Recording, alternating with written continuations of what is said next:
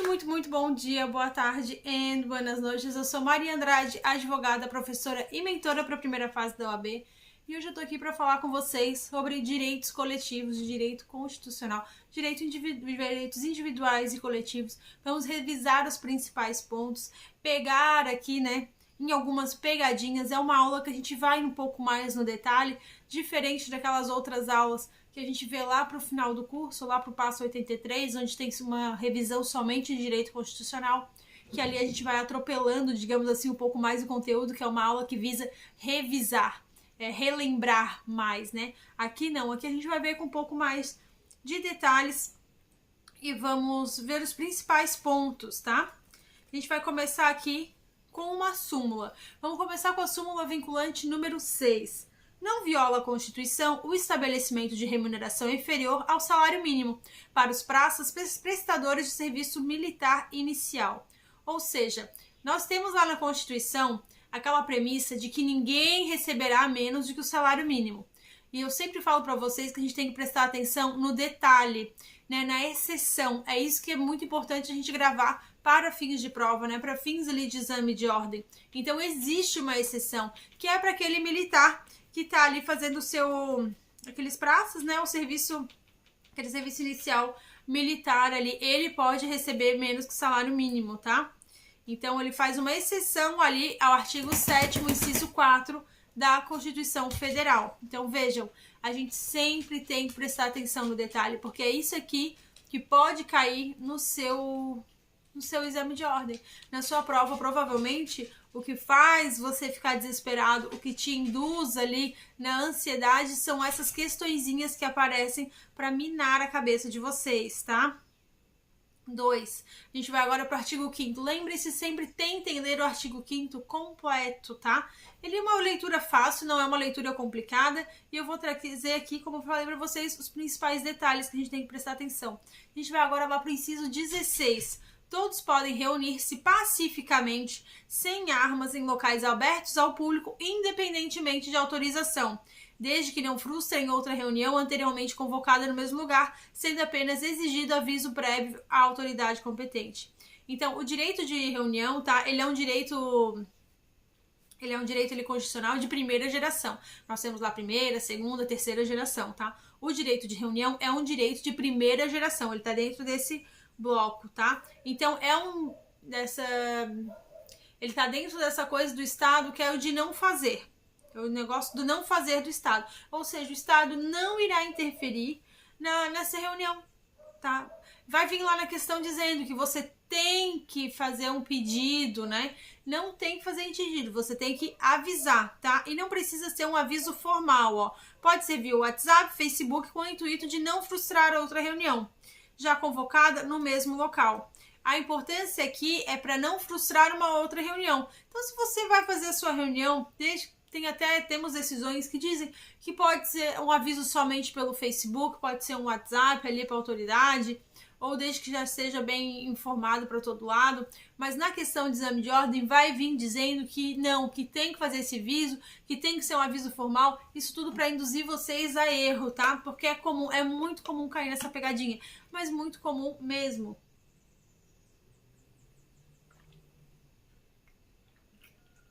Perdão, gente, eu já gravei várias coisas. Então, prestem bem atenção nisso daqui, tá? E se impedirem essa reunião de vocês?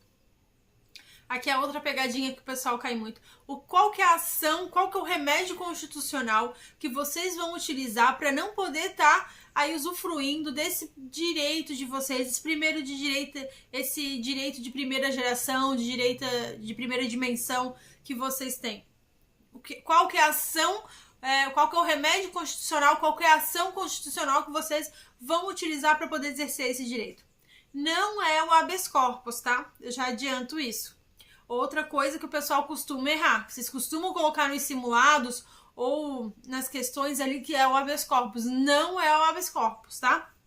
É o mandado de segurança, porque existe ali um direito líquido e certo. Então vocês têm que fazer valer esse direito líquido e certo. O habeas corpus é quando está impedindo o direito de ir e vir, outras coisas, tá? Aqui é mandado de segurança, ok? Se a questão perguntar lá, mandado de segurança. Vocês vão responder certo que eu sei. Agora vamos lá para o inciso 7. É assegurada, nos termos da lei, a prestação de assistência religiosa nas entidades civis e militares de internação coletiva. Por exemplo, a gente está ali no hospital e um padre quer ingressar no hospital, um pastor quer ingressar no hospital, não sei, qualquer outro líder religioso de alguma outra religião quer ingressar no hospital para, no caso do católico, né, oferecer uma extrema-unção ou simplesmente para fazer ali um culto com alguém, qualquer coisa, né, dessas manifestações religiosas. É permitido, é assegurado esse direito, tá? Então ali quando diz que o padre, esse eu coloquei o padre porque já foi questão de prova, tá? Falando a parte ali do padre não poder adentrar no hospital e não sei o que, pode sim, tá? Tá assegurado aqui no inciso 7º, no inciso 7 do artigo 5º da Constituição. É assegurada nos termos da lei a prestação de assistência religiosa em entidades civis e militares de internação coletiva. Agora a gente vai lá para o inciso 17, tá? A partir daqui a gente vai falar de associação. As associações em geral, tá?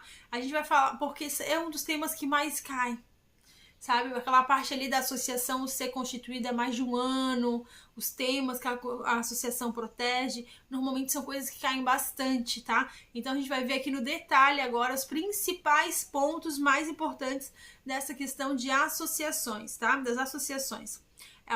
O inciso 17. É plena liberdade de associação para fins lícitos, vedada de caráter paramilitar. É livre a criação, direito de primeira geração ou dimensão. Ou seja, criar uma associação também está dentro ali daqueles direitos de primeira dimensão, né, ou de primeira geração constitucionais. Ou seja, o Estado não deve interferir. Sempre que a gente fala de direito de primeira geração ou de primeira dimensão, doutrinadores trazem os termos diferentes, nós estamos falando de direitos que o Estado tem aquela obrigação de não fazer. Ele não deve interferir, tá? Existe uma liberdade para criar, o Estado não pode interferir no seu funcionamento, ou seja, independe de autorização para sua criação. Vejam, para se criar uma associação não precisa de autorização do Estado, tá? Por ser esse direito de primeira dimensão / geração. Para fins lícitos, lembrem-se que associações de caráter paramilitar, milícias, por exemplo, elas são estritamente proibidas, tá? Então não pode. Normalmente é essa pegadinha que vem, porque vocês gravam que pode se criar praticamente qualquer associação. Porém, lembrem-se, tá? De caráter paramilitar, nunca, jamais pode, certo? Agora vamos para o inciso 19. As associações só poderão ser compulsoriamente dissolvidas ou ter suas atividades suspensas por decisão judicial, exigindo-se, no primeiro caso, o trânsito em julgado. Normalmente, vocês pensam que para dissolver a associação precisa de decisão judicial, tá? Mas para suspender também precisa de decisão judicial. Agora, para encerrar as atividades da associação é que tem que ser sentença transitada em julgado, tá? Muitos de vocês normalmente pensam que somente para dissolver precisa de decisão judicial, mas para suspender também precisa. O detalhe é que para dissolver precisa do trânsito em julgado, mas ambas precisam de decisão judicial. Então, se você quer suspender ou se você quer dissolver, né, deixar de existir essa associação, você vai precisar de uma decisão. Mas no caso de dissolver, como é muito grave, vai encerrar as atividades daquela associação, tem que ser realmente uma sentença judicial transitada em julgado, tá? Agora nós vamos para o inciso 21. As entidades associativas, quando expressamente autorizadas, têm legitimidade para representar seus filiados judicial ou extrajudicialmente. Então vejam, todas essas entidades associativas, elas podem representar os seus associados ali num processo judicial ou num processo extrajudicial, vamos supor aí, normalmente acontece em relação a uma prefeitura ou algo do gênero, tá? A representação não tem nada a ver com a criação. Criação independe de autorização, representação precisa de autorização, seja para representar judicialmente seus filiados ou extrajudicialmente. Se falar mandado de segurança coletivo, você esquece isso daqui. É a única exceção, não cai na pegadinha. Ou seja, Para ingressar com mandado de segurança coletivo, a associação não vai precisar de uma autorização dos seus filiados, tá? Eles não vão precisar assinar nada em específico, digamos assim, tá bem? Mandado de segurança coletivo, normalmente as associações de moradores aí ingressam com mandado de segurança coletivo e não precisa cada um concordar para que aquilo aconteça, tá? Então prestem atenção nessa pegadinha. As pessoas não precisam concordar com aquilo em específico, tá bem? E tem súmula para isso, que fala exatamente isso, é a súmula 626. A impetração de mandado de segurança coletivo por entidade de classe em favor dos associados independe de autorização destes. E a 630 também do STF diz o seguinte: a entidade de classe tem legitimação para o mandado de segurança, ainda quando a pretensão vinculada interesse apenas a uma parte da respectiva categoria. Vamos supor, você faz parte daquela associação, mas você não tem interesse nenhum nesse tema, né, desse mandado de segurança coletivo que vocês estão impetrando. Não precisa da sua anuência, tá? Simplesmente eles vão ingressar com a ação e pronto. Isso é uma coisa importante se lembrar, tá? Leiam bem essas súmulas 626 e 630, tá? Agora o inciso 33, que fala da publicidade. Todos têm direito a receber dos órgãos públicos informações de seu interesse particular. A informação, eu tô falando aqui de informação personalíssima, tá? A lei do habeas data, tá? Eu quero saber de terceiro quanto o prefeito ganha, mandado de segurança. Aqui, ó, ou de interesse coletivo ou geral, que serão prestadas no prazo da lei, sob pena de responsabilidade, ressalvado aquelas cujo sigilo seja imprescritível à segurança da sociedade ou do Estado. Então, a regra é que existe uma publicidade. Eu coloquei aqui, ó, porque, ó, informações de seu interesse particular. Informações de seu interesse particular são personalíssimas, né? São informações suas. Então, nesse caso, você vai ingressar com o quê? Com o habeas data. O habeas data é o remédio constitucional, justamente para você ter as suas informações, para você alterar algo nas suas informações de algum banco de dados, público ou privado, mas que tenha caráter público também. Aí, esse é o remédio constitucional que você vai ingressar, tá? Quero saber de terceiro, se você quer saber de uma terceira pessoa, por exemplo, quanto que o prefeito ganha. Normalmente tem aquele portal da transparência, né? Que diz lá quanto que cada servidor público ganha, essas coisas.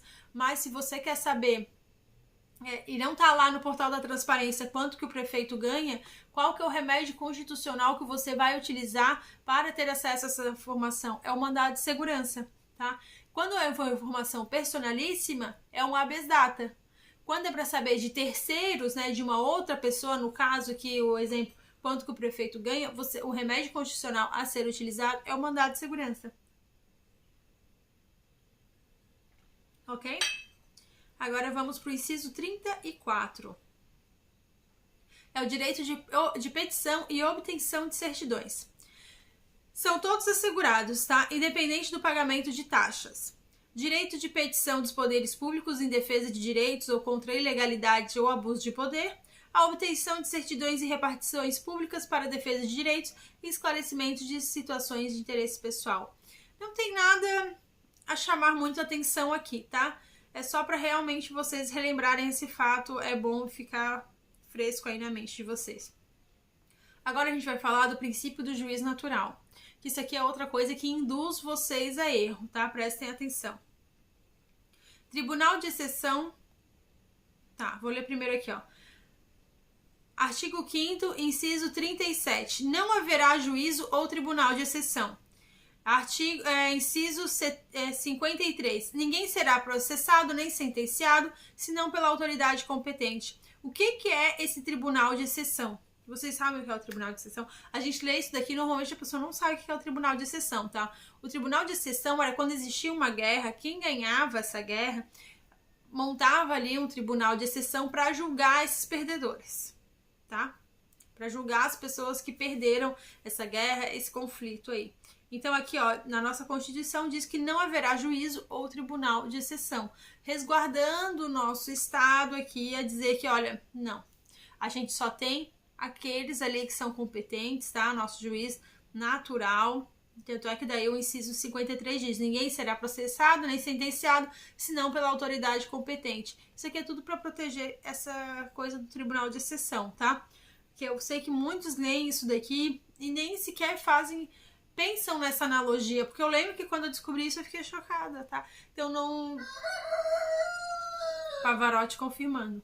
Tá? Então vejam, é comum, às vezes as coisas passam despercebidas pela gente. Agora nós vamos lá para o inciso 51. Nenhum brasileiro será extraditado salvo o naturalizado, em caso de crime comum, praticado antes da naturalização, ou de comprovado envolvimento em tráfico ilícito de entorpecentes e drogas afins, antes ou depois da naturalização, na forma da lei. O brasileiro nato, ele não pode ser extraditado, tá? Então vejam, nenhum brasileiro será extraditado, salvo o naturalizado, em caso de crime comum, praticado antes da naturalização. Então vejam, antes de se naturalizar brasileiro, a pessoa foi lá e cometeu um crime. Lá no país dela, tá? Vamos supor aqui, sei lá, na Bolívia. A pessoa praticou um crime lá na Bolívia. Depois ela veio pro Brasil, se naturalizou. E agora estão pedindo, lá na Bolívia, estão pedindo a extradição desse brasileiro naturalizado. Como o crime foi anterior à naturalização, ele será extraditado. Tá bem? É isso. Ou de comprovado envolvimento em tráfico ilícito de entorpecentes e drogas afins.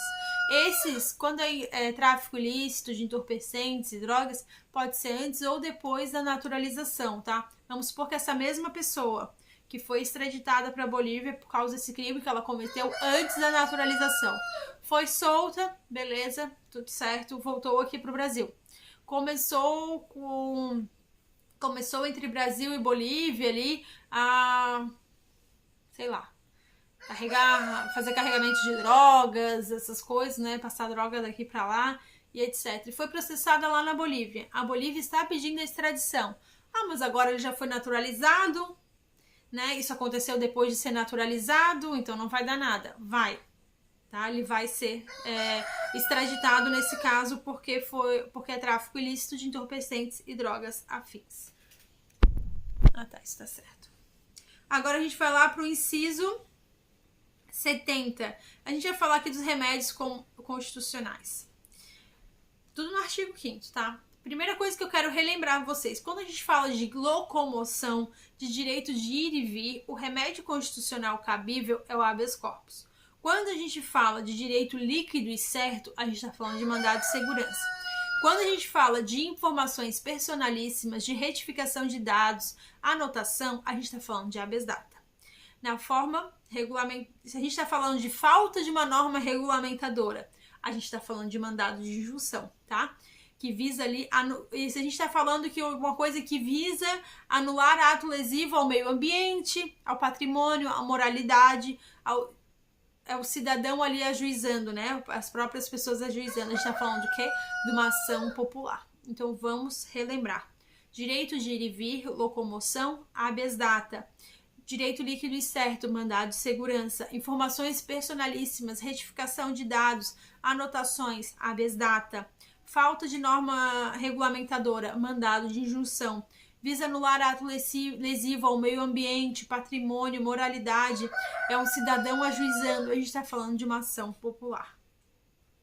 Então, o mandado de segurança coletivo, ele pode ser impetrado por partido político com representação no Congresso Nacional, organização sindical, entidade de classe ou associação legalmente constituída e em funcionamento há pelo menos mais de 1 ano, em defesa dos interesses dos seus membros ou associados. Lembra que eu falei lá no começo do vídeo, desse há mais de 1 ano, realmente é algo bastante cobrado, tá? Prestem atenção que ela tem que ser constituída há mais de 1 ano para poder ingressar com esse mandado de segurança coletivo, tá? Tem um prazo decadencial de 120 dias, a partir do momento que tem conhecimento do fato. Não cabe produção de prova, eu tô falando do mandado de segurança coletivo, tá? Ele tem esse prazo decadencial de 120 dias, a partir do momento que consta ali o conhecimento do fato que vocês pretendem implementar esse mandado de segurança coletivo. No mandado de segurança, ele não cabe uma produção de prova, tá? É uma prova pré-constituída, você já ingressa com ele com a prova. Não é uma ação que você ingressa para depois produzir provas. Não tem produção de prova em mandado de segurança, tá? Você já ingressa com a prova. certo? E não cabe condenação em honorários advocatícios. Quem são os legitimados que podem ingressar com esse mandado de segurança coletivo? Os partidos políticos, né, com representação no Congresso Nacional, a organização sindical, entidade de classe ou associação legalmente constituída e funcionando há pelo menos 1 ano. Pronto? Recapitulando, né? Agora nós vamos ali para o inciso 72. Habeas data. Conceder-se habeas data para quem? Para assegurar o conhecimento de informações relativas à pessoa do impetrante, constantes de registros de buscas de dados em entidades governamentais ou de caráter público, para retificação de dados quando não se prefira fazê-lo por processo sigiloso, judicial ou administrativo. O inciso 73 agora, acho que a gente já está finalizando, tá? Qualquer cidadão, tá? Qualquer cidadão, quando se fala em qualquer cidadão ali na Constituição, é aquele que está em pleno gozo dos seus direitos políticos, tá? Aquela pessoa que pode votar, certo?